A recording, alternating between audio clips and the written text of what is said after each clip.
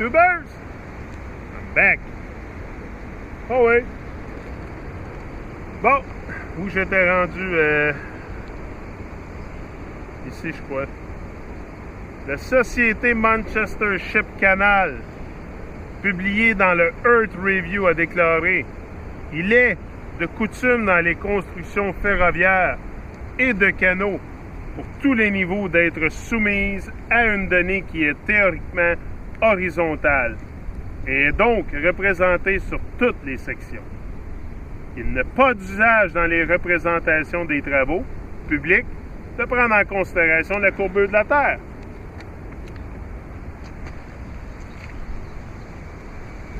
Si la Terre était vraiment une sphère de 40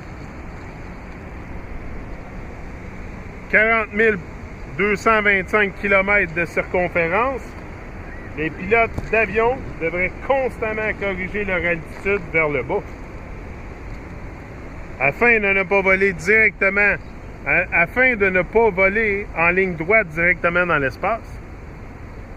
Un pilote qui souhaiterait simplement maintenir son altitude à une vitesse de croisière normale de 804 km/h aurait à plonger constamment le nez de l'appareil vers le bas et descendre de 846 mètres chaque minute.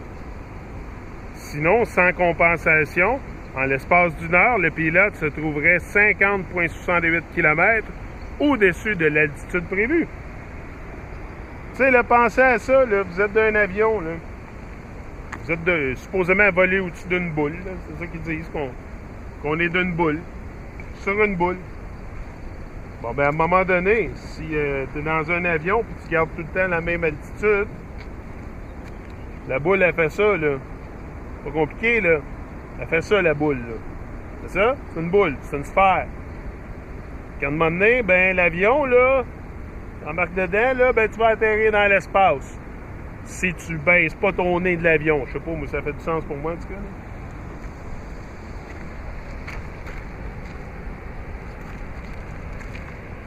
Moi, tout ça fait bien du sens pour moi. Je savais qu'il y avait de quoi de pas correct dans le monde, mais savoir que c'était si pire que ça, là, ça m'a subjugué complètement. C'est pour ça que je suis sur YouTube. Le paradoxe d'Albert stipule que s'il y avait des milliers d'étoiles qui sont des soleils, le ciel nocturne serait complètement rempli de lumière. Comme l'a dit Edgar Allan Poe, si la succession des étoiles était sans fin, alors le fond du ciel devrait nous présenter une luminosité uniforme, puisqu'il ne pourrait exister absolument aucun point dans tout cet arrière-plan dans lequel n'existerait pas une étoile. En fait, le paradoxe d'Albert n'est pas plus un paradoxe que l'expérience de George Airy n'était un échec.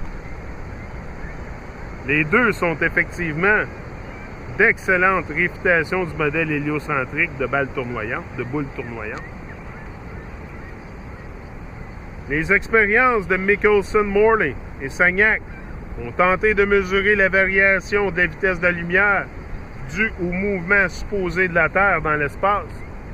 Après avoir pris des mesures dans toutes les directions différentes possibles, dans divers endroits, ils ne sont pas parvenus à détecter quelque changement significatif que ce soit. Encore une fois, cela prouve le modèle géocentrique stationnaire. Tycho Brahe,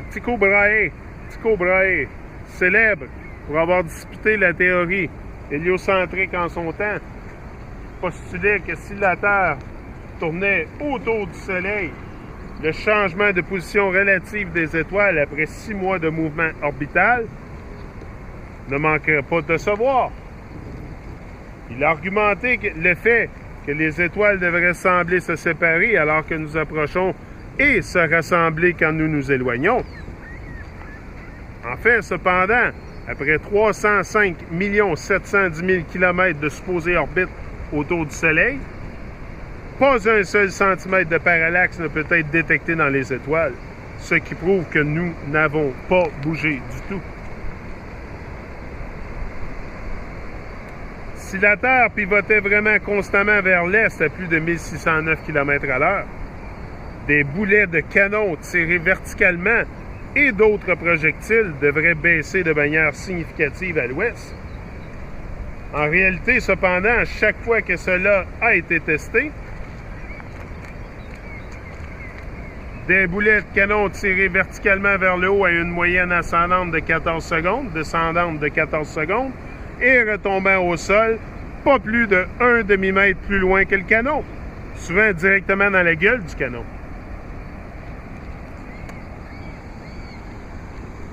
Si la Terre pivotait vraiment constamment vers l'est à plus de 1609 km à l'heure, des hélicoptères et des ballons à air chaud devraient être en mesure de simplement planer au-dessus de la surface de la Terre et d'attendre que leur destination vienne à eux. L'hélicoptère, poup, t'attends que la Terre tourne, poup. Si la Terre pivotait vraiment constamment vers l'est à plus de 1609 km à l'heure, au cours de la plongée dans la stratosphère de Red Bull, Félix Baumgartner, qui a passé 3 heures ascendant au-dessus du Nouveau-Mexique, aurait dû atterrir 4000 km à l'ouest dans l'océan Pacifique, mais au lieu de cela, il a atterri plus de 16 km à l'est du point de décollage. Ceux qui croient en la boule Terre prétendent souvent que par magie, la gravité traîne inexplicablement toute la basse atmosphère de la Terre en parfaite synchronisation jusqu'à une certaine hauteur indéterminée où cette atmosphère file progressivement plus vite et fait soudainement place au non-tournoiement, à la non-gravité, à la non-atmosphère de l'espace, vide infini. De telles théories incohérentes sont discréditées cependant par la pluie, les feux d'artifice, les oiseaux, les insectes, les nuages, la fumée, les avions et les projectiles qui tous se comporteraient très différemment si le ballon de terre et son atmosphère dans les deux ensembles pivotaient constamment vers l'est à 1609 km à l'heure.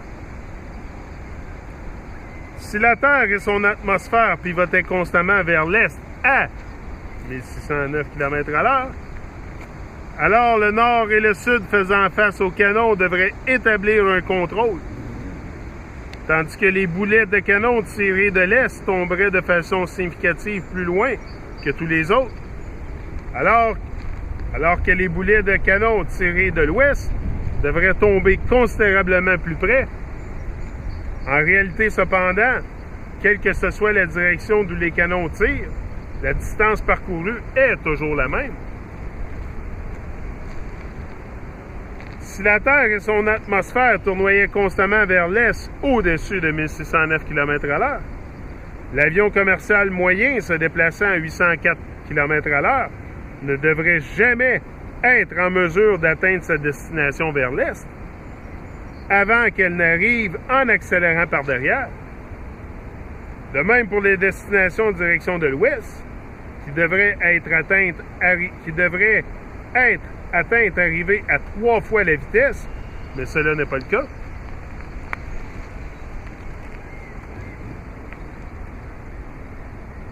Citation de Gabriel Henriet dans Ciel et Terre.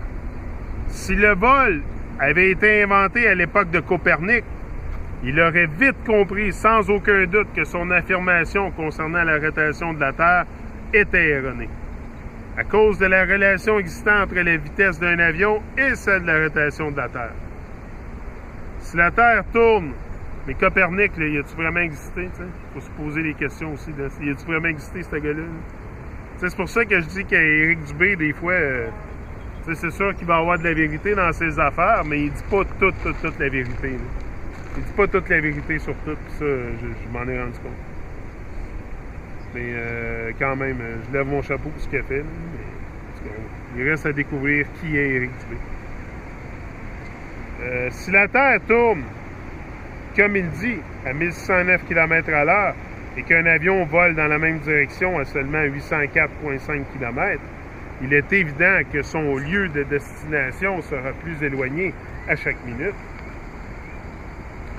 D'autre part, si le vol a eu lieu dans la direction opposée à celle de la rotation, une distance de 2413,50 km serait couverte en 1 heure, au lieu de 804,5 étant donné que la vitesse de rotation doit être ajoutée à celle d'avion. Il pourrait également être souligné que précisément cette vitesse de vol de 1609 km à l'heure, qui est supposée être celle de la rotation de la Terre, a récemment été atteinte. Si bien qu'un avion volant à cette vitesse dans la même direction que celle de la rotation ne pourrait pas couvrir de terrain du tout. Il resterait suspendu dans les airs au-dessus de l'endroit d'où il a décollé, puisque les deux vitesses sont égales. Numéro 27, il y en a 200. Ben, il n'y en a peut-être pas 200. Je pense que j'ai highlighté au moins 100 là-dedans. Là. On est à 27. Si la Terre et son atmosphère, tu sais, j'ai pris quasiment 6 mois pour traduire tout ce livre-là, fait que c'est sûr que j'allais faire des vidéos avec, là. Mais, c'est ça, je pense pas que je vais parler de la Terre plate pendant bien longtemps encore. Je vais faire une couple de vidéos en français, parce que j'en ai fait beaucoup en anglais, mais je serai pas sur YouTube à parler de la Terre plate là, pendant des années. C'est pas moi, c'est pas dans mes plans.